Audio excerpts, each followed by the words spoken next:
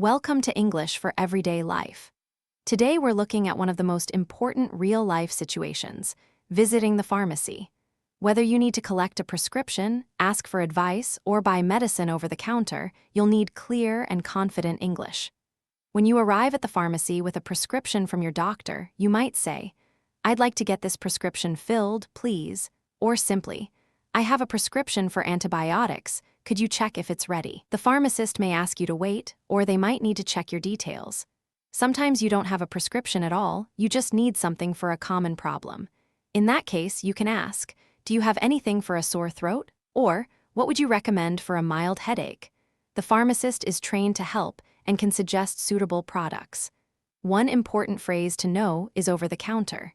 This means medicine you can buy without a doctor's prescription. For example, is ibuprofen available over the counter here? Most painkillers, cold remedies, and allergy tablets are over the counter. When you buy medicine, always check the dosage. This tells you how much to take and how often.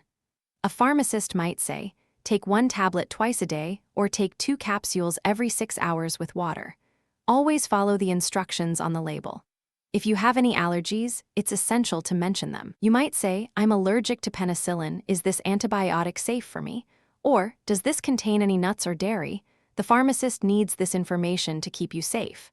Sometimes medicine has side effects, unwanted reactions your body might have. Common side effects include drowsiness, nausea, or an upset stomach. The pharmacist will usually warn you, "This may cause drowsiness. Don't drive after taking it."